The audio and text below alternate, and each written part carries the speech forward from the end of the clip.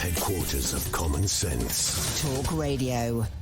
Now, as I've been sitting here, I've been listening very, very closely to the words of the leader of Ukraine, the inspirational leader of Ukraine, Mr. Zelensky. And he said that victory will come, he said, with time and patience. He was under threat, so he missed out a critical word. And of course, that word is also courage. I'd like to talk to you about courage. Last night, I got a message from a young British man I know. I can't identify him. He's a trained medic in this country and a public servant. And he felt, this young man, the call to help his brothers and sisters in the Ukraine. Last night, I received an urgent message from him where he was in Kyiv. I can tell you his location then. That city looked and increasingly looks like it's under threat. This is what he wrote to me.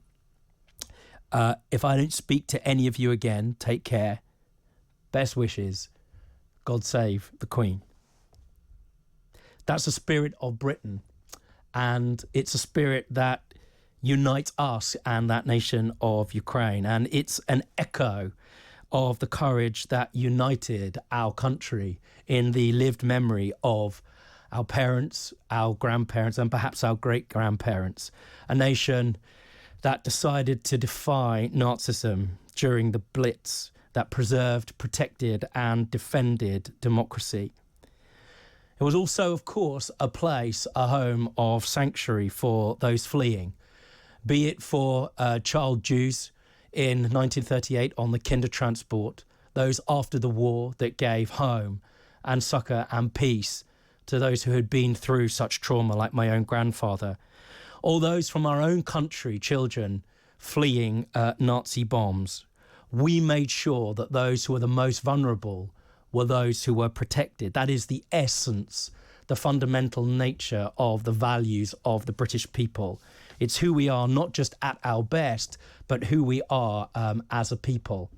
And I have heard from every corner of our country, from the northeast, from the northwest, from Scotland, from Wales, from London, from people of every community, of every colour, of every religion, of every background, who have draped themselves in one fundamental flag, the British flag, reaching out to the Ukrainian people to offer home, to offer sanctuary, safety and protection. But they can't do it themselves. Talk Radio listeners cannot do it themselves because, of course, people have to get here in the first place. And as it currently stands, despite government U-turns, the barriers to entry for those, especially young children, who need our sanctuary and need our home, make it frankly impossible to receive the safety that we would want to give them, that honour the values of our history, the values of those who laid down their lives for freedom on their behalf so that we could live in a past, present and future of freedom, what we want. They need to be able to fly here as it currently stands. They need to be given sanctuary that's easy to access.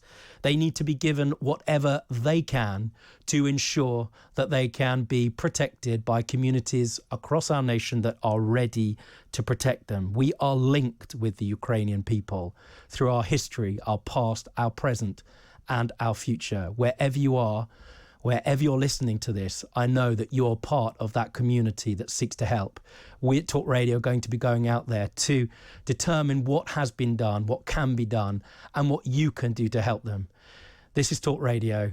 You're listening to Rob Rinder here at the home of common sense and of British great values. Good talk. Hot talk. Bold talk. Talk Radio. Listen on your smart speaker. Watch it live on your smart TV. The world headquarters of common sense. Talk Radio.